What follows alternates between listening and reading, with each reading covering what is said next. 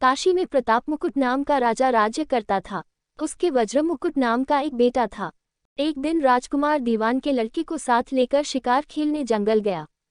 घूमते घूमते उन्हें तालाब मिला। उसके पानी में कमल खिले थे और हंस किलोल कर रहे थे। किनारों पर घने पेड़ थे जिन पर पक्षी चहचहा रहे थे। दोनों मित्र वहां रुक गए और तालाब के पानी में हाथ मुंह धोकर ऊपर महादेव के मंदिर पर गए।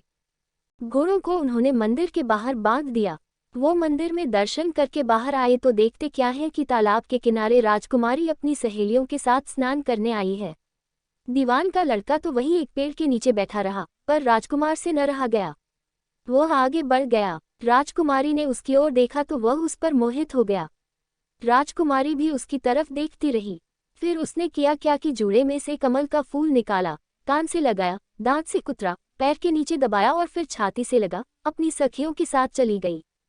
उसके जाने पर राजकुमार निराश हो अपने मित्र के पास आया और सब हाल सुनाकर बोला, मैं इस राजकुमारी के बिना नहीं रह सकता, पर मुझे न तो उसका नाम मालूम है न ठिकाना, वह कैसे मिलेगी। दीवान के लड़के ने कहा, राजकुमार आप इतना घबराए नहीं, वह सब कुछ बता गई है। राजकुमार ने पूछा, कैसे? वह बोला, उसने कमल का फूल सिर से उतार कर कानों से लगाया तो उसने बताया कि मैं कर्नाटक की रहने वाली हूँ। दांत से कुतरा तो उसका मतलब था कि मैं दंतबाट राजा की बेटी हूँ। पाँव से दबाने का अर्थ था कि मेरा नाम पद्मावती है और छाती से लगाकर उसने बताया कि तुम मेरे दिल में बस गए हो। इतना सुनना था कि राजकुमार खुशी से फूल उठा। बोला, अब मुझे कर्नाटक देश में ले चलो। दोनों मित्र वहां से चल दिए। घूमते फिरते सैर करते दोनों कई दिन बाद वहां पहुंचे। राजा के महल के पास गए तो एक बुढ़िया अपने द्वार पर बैठी चरखा काटती मिली। उसके पास जाकर दोनों घोड़ों से उतर पड़े और बोले, माई, हम सौदागर हैं, हमारा सामान पीछे आ रहा है, हमें रहने को थोड़ी जगह दे दो। उनकी शक्ल सूरत देखकर और बात सुनकर बुढ़िया के मन में ममता उमड़ आई। बोली, बेटा तुम्हारा घर है, जब तक जी में आए रहो। दोनों वहीं ठहर गए। दीवान के बेटे ने उससे पूछा, माई तुम क्या करती हो? तुम्हारे घर में कौन कौन है? तुम्हारी गुजर कैसे होती है? बुढ़िया ने जवाब दिया, बेटा मेरा एक बेटा है जो राजा की चाकरी में है। मैं राजा की बेटी पद्मावती की धाय थी। बूढ़ी हो जाने से अब घर में रहती हूँ। राजा खाने पीने को दे देता है। दिन में एक बार राजकुमारी को देखने महल में जाती हूँ। राजकुमार ने बुढ़िया को कुछ धन दिया और कहा, माए कल तुम वहां जाओ तो राजकुमारी से कह देना कि जेठ सुदी पंचमी को तुम्हें तालाब पर जो राजकुमार मिला था वह आ गया है। अगले दिन जब बुढ़िया राजमहल गई तो उसने राजकुमार का संदेशा उसे दे दिया। सुनते ही राजकुमारी ने गुस्सा होकर हाथों में चंदन लगाकर उसके गाल पर तमाचा मारा और कहा, मेरे घर से निकल जा। बुढ़िया ने घर आकर सब हाल राजकुमार को कह सुनाया। राजकुमार हक्का बक्का रह गया। तब उसके मित्र ने कहा, राजकुमार आप घबराएं नहीं, उसकी बातों को समझें। उसने 10 उंगलियां सफेद चंदन में मारी, इससे उसका मतलब यह है कि अभी 10 रोज चांदनी के हैं। उनके बीतने पर मैं अंधेरी रात में मिलूंगी।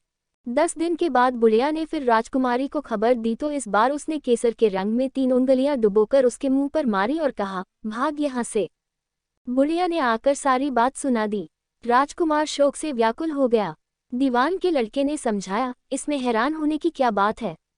उसने कहा है कि मुझे मासिक धर्म हो रहा है, 3 दिन और ठहरो। 3 दिन बीतने पर बुढ़िया फिर वहां पहुंची। इस बार राजकुमारी ने उसे फटकार कर पश्चिम की खिड़की से बाहर निकाल दिया। उसने आकर राजकुमार को बता दिया। सुनकर दीवान का लड़का बोला, मित्र उसने आज रात को तुम्हें उस खिड़की की राह बुलाया है। मारे खुशी के राजकुमार उछल पड़ा। समय आने पर उसने बुढ़िया की पोशाक पहनी, इत्र लगाया, हथियार बांधे। दोपहर रात बीतने पर वह महल में जा पहुंचा और खिड़की में से होकर अंदर पहुंच गया। राजकुमारी वहां तैयार खड़ी थी। वह उसे भीतर ले गई। अंदर के हाल देखकर राजकुमार की आंखें खुल गईं। एक से एक बढ़कर चीजें थीं।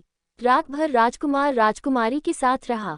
जैसे ही दिन निकलने को आया कि राजकुमारी ने राजकुमार को छिपा दिया और रात होने पर फिर बाहर निकाल लिया। इस तरह कई दिन बीत गए। अचानक एक दिन राजकुमार को अपने मित्र की याद आई। उसे चिंता हुई कि पता नहीं उसका क्या हुआ होगा। उदास देखकर राजकुमारी ने कारण पूछा तो उसने बता दिया। बोला, वह मेरा बड़ा प्यारा दोस्त है, बड़ा चतुर है, उसकी होशियारी ही से तो तुम मुझे मिल पाए हो। राजकुमारी ने कहा, मैं उसके लिए बढ़िया बढ़िया भोजन बनवाती हूँ, तुम उसे खिलाकर तसल्ली देकर लौट आना। खाना साथ में लेकर राजकुमार अपने मित्र के पास पहुंचा। वे महीने भर से मिले नहीं थे। राजकुमार ने मिलने पर सारा हाल सुनाकर कहा कि राजकुमारी को मैंने तुम्हारी चतुराई की सारी बातें बता दी हैं, तभी तो उसने ये भोजन बनाकर भेजा है। दीवान का लड़का सोच में पड़ गया। उसने कहा, ये तुमने अच्छा नहीं किया। राजकुमारी समझ गई कि जब तक मैं हूँ वह तुम्हें अपने बस में नहीं रख सकती, इसलिए उसने इस खाने में जहर मिलाकर भेजा है। ये कहकर दीवान के लड़के ने थाली में से एक लड्डू उठाकर कुत्ते के आगे डाल दिया। खाते ही कुत्ता मर गया। राजकुमार को बड़ा बुरा लगा। उसने कहा, ऐसी स्त्री से भगवान बचाए, मैं अब उसके पास नहीं जाऊंगा। दीवान का बेटा बोला, नहीं, अब ऐसा उपाय करना चाहिए जिससे हम उसे घर ले चलें। आज रात को तुम वहां जाओ। जब राजकुमारी सो जाए तो उसकी बाईं जांघ पर त्रिशूल का निशान बनाकर उसके गहने लेकर चले आना। राजकुमार ने ऐसा ही किया। उसके आने पर दीवान का बेटा उसे साथ ले योगी का भेष बना, मरघट में जा बैठा और राजकुमार से कहा कि तुम ये गहने लेकर बाजार में बेच आओ। कोई पकड़े तो कह देना कि मेरे गुरु के पास चलो और उसे यहाँ ले आना। राजकुमार गहने लेकर शहर गया और महल के पास एक सुनार को उन्हें दिखाया। देखते ही सुनार ने उन्हें पहचान लिया और कोतवाल के पास ले गया। कोतवाल ने पूछा तो उसने कह दिया कि ये मेरे गुरु ने मुझे दिए हैं। गुरु को भी पकड़वा लिया गया। सब राजा के सामने पहुंचे। राजा ने पूछा, योगी महाराज, ये गहने आपको कहाँ से मिले? योगी बने दीवान के बेटे ने कहा, महाराज, मैं मसान में काली चौदस को डाकिनी मंत्र सिद्ध कर रहा था कि डाकिनी आई। मैंने उसके गहने उतार लिए और उसकी बाईं जांघ में त्रिशूल का निशान बना दिया। इतना सुनकर राजा महल में गया और उसने रानी से कहा कि पद्मावती की बाईं जांघ पर देखो कि त्रिशूल का निशान तो नहीं है। रानी देखा तो था। राजा को बड़ा दुख हुआ। बाहर आकर वह योगी को एक ओर ले जाकर बोला, महाराज, धर्मशास्त्र में खोटी स्त्रियों के लिए क्या दंड है?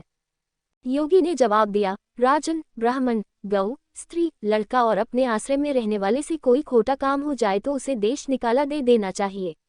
ये सुनकर राजा ने पद्मावती को डोली में बिठाकर जंगल में छुड़वा दिया। राजकुमार और दीवान का बेटा तो ताक में बैठे ही थे। राजकुमारी को अकेली पाकर साथ ले अपने नगर में लौट आए और आनंद से रहने लगे। इतनी बात सुनाकर बेताल बोला, राजन, ये बताओ कि पाप किसको लगा है? राजा ने कहा, पाप तो राजा को लगा। दीवान के बेटे ने अपने स्वामी का काम किया। कोतवाल ने राजा को कहना माना और राजकुमार ने अपना मनोरथ सिद्ध किया। राजा ने पाप किया, जो बिना विचारे उसे देश निकाला दे दिया। राजा का इतना कहना था कि बेताल फिर उसी पेड़ पर जा लगता। राजा वापस गया और बेताल को लेकर चल दिया। बेताल बोला, राजन, सुनो, एक कहानी और सुनाता हूँ। अगली कहानी सुनने के लिए हमारी चैनल सब्सक्राइब करें और फेसबुक पेज को लाइक करें।